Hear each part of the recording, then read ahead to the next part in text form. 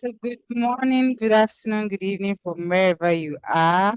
My name is Onye and welcome to today's episode.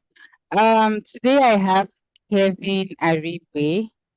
Kevin Aribe, how are you doing today? How's the weather over there? How's the day going? Well, every day is good because we're alive, and it's a blessing to be here. So all good. It's all good. Okay. So today we're talking about what do we do now? It's Kevin, Kevo. People call you Kevo. What do people call you? They call me Kevo. My name is Kevo. Kevin Aregbe. My name was changed when I was a child. Okay, okay. So today we're talking about what do we do now. I'm going to come back to the question about your name being changed when you were a child. But just to be clear, we're talking about what do we do now. Yeah. And you're the director of Cable Art Studio, right? Yes, ma'am. Kevo Great. Art Studio. That's my nonprofit organization. I'm producing What Do We Do Now, which is a play in two acts this Easter.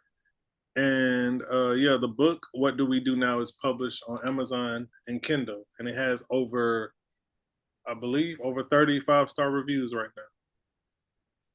That's great. That's great.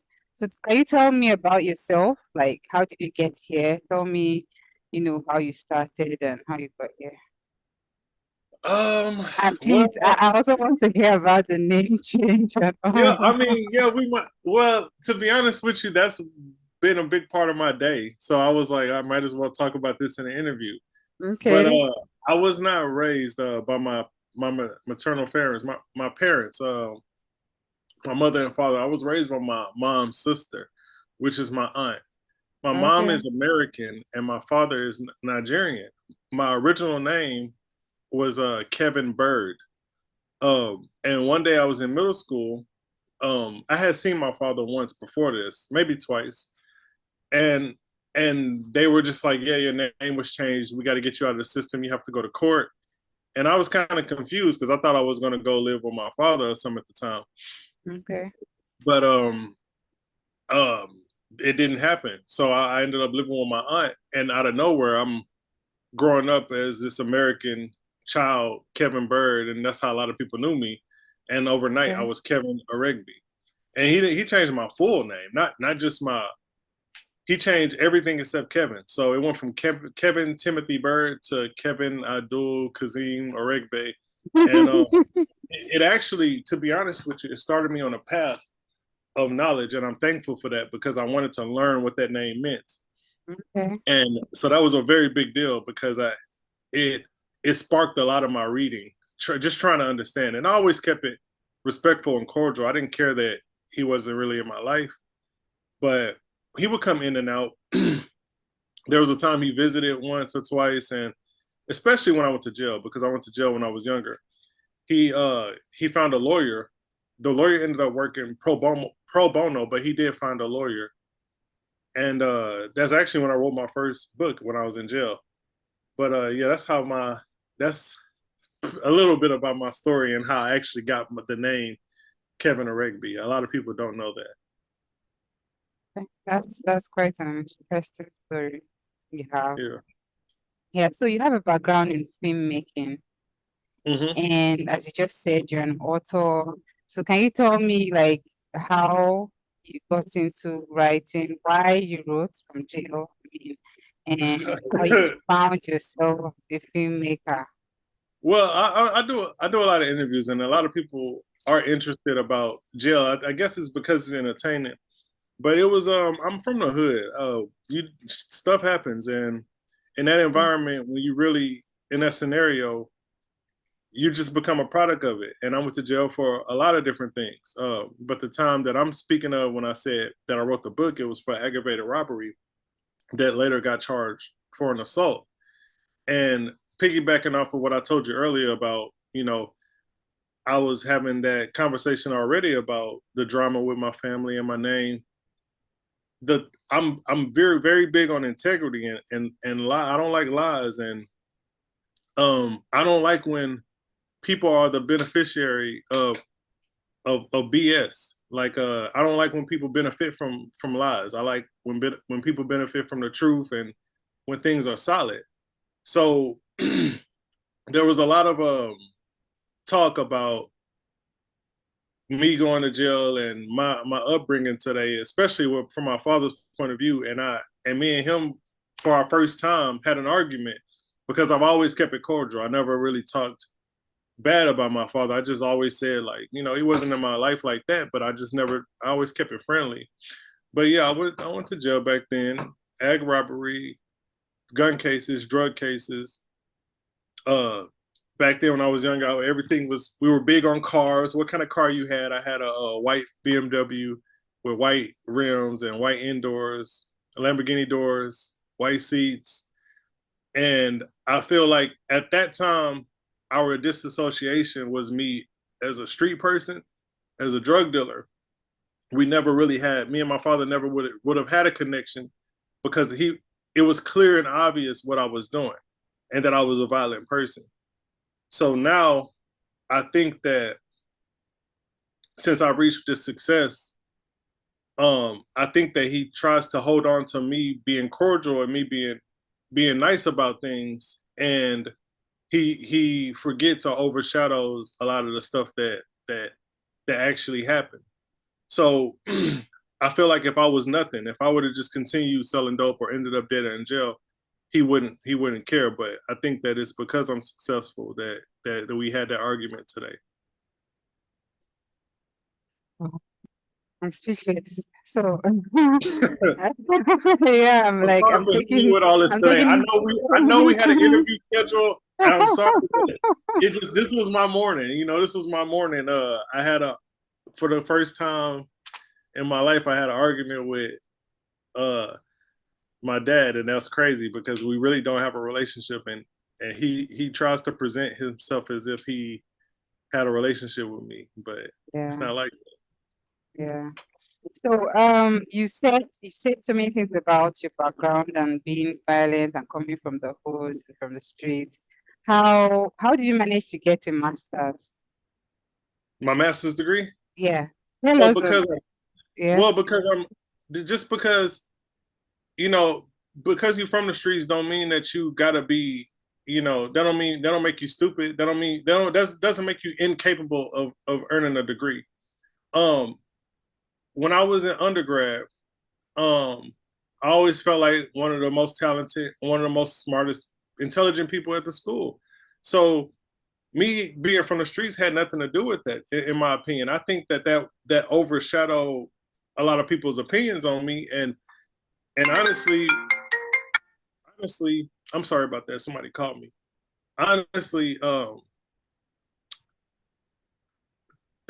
I get judged a lot for stuff like that. Just one example being in itself is I just did an interview recently, and before the interview, the lady was going to cancel the interview because she said, "Oh, I don't interview tattoo artists." I'm like, "Fuck you stupid! Like, what does me knowing how to do tattoos have to do anything with an interview?" And she just was judging me off of that, which is dumb.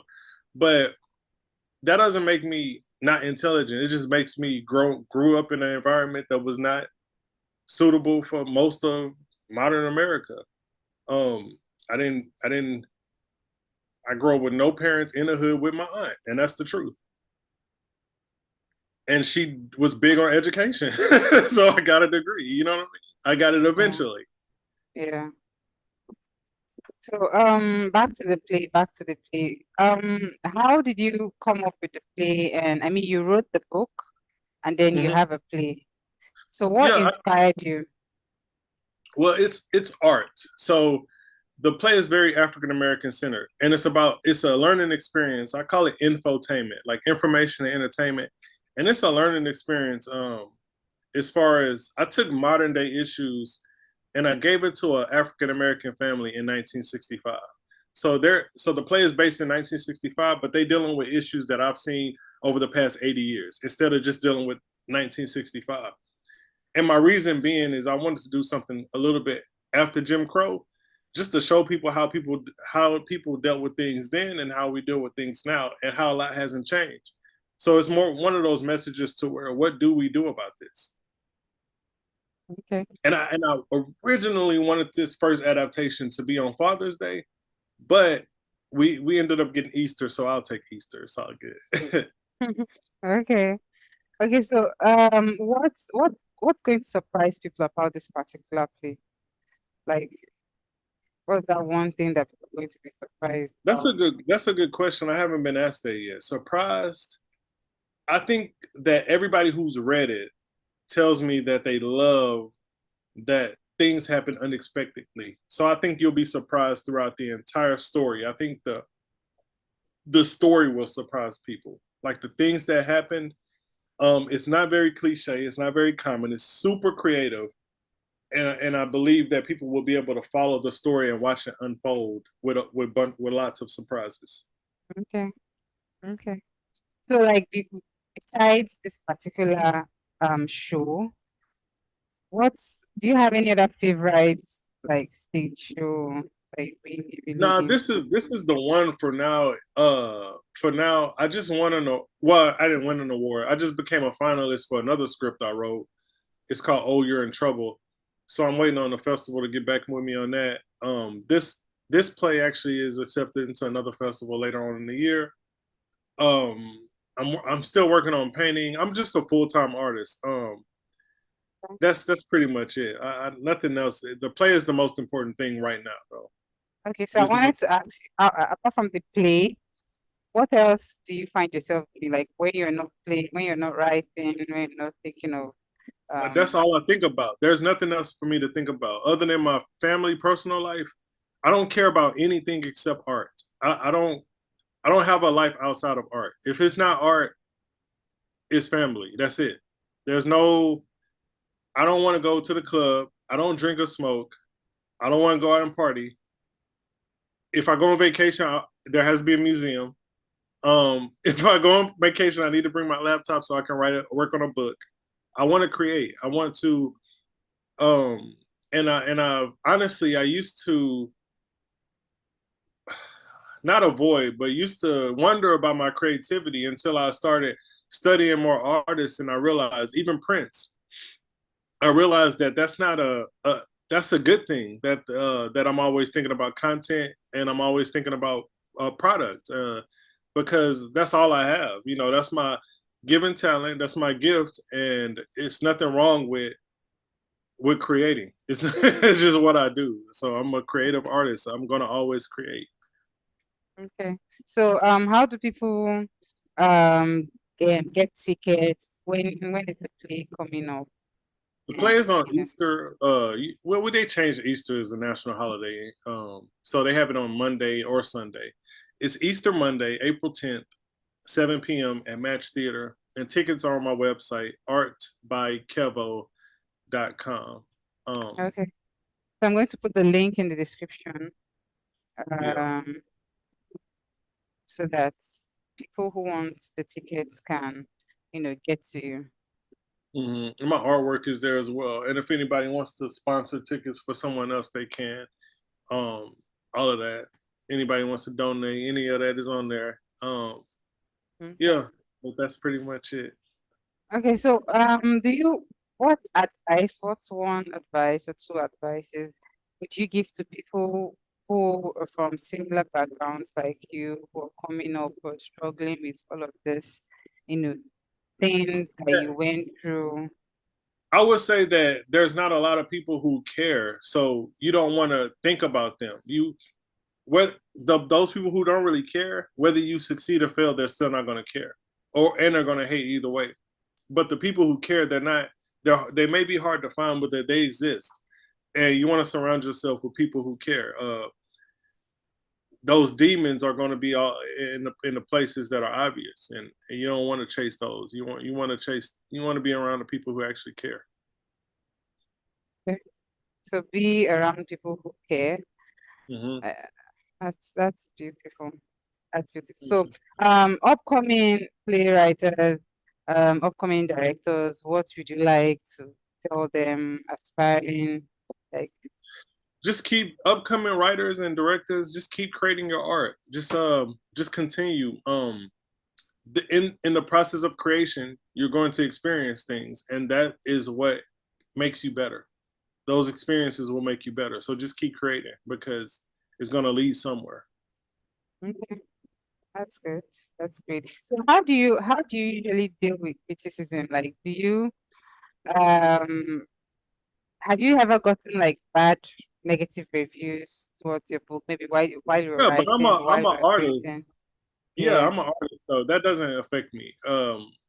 Some people are not gonna like it. So I don't care about that. That doesn't. I don't even feel anything from criticism. I'm an artist, so with a master's degree. So you know how many critiques I've had. I've had a yeah. lot of critiques. Yeah, that's a lot of criticism. One of my favorite professors, her name was Gail Stack. She's an artist. She actually showed in Guggenheim when she was younger. She's a remarkable artist. She was so critical of my work, and she's the first person that I actually felt cared about my art. That's how I look at. I don't care about negative criticism. She was so critical that I was like, this lady actually cares. And me and her had so many conversations about art based on her being critical. And a lot of people would call her mean, and I just never saw that. I just saw that it was just her direct way to be constructive, and criticism doesn't affect me at all. That's interesting. I really like the way you poured out your heart. I don't know if Thank there's something else you'd like to tell everyone. No, that's it. My website, artbykevo.com. My Instagram is Kevo Arts, and that's it. That's pretty much it. Okay. Thank you so much for being here with us. I really enjoyed, I mean, the short time we spent, I learned a whole lot of things from you, Yeah. you know, and I wish you well with your family problems, you know. Thank you. Thank Yeah, you. Thank you. yeah. It's okay. It's okay.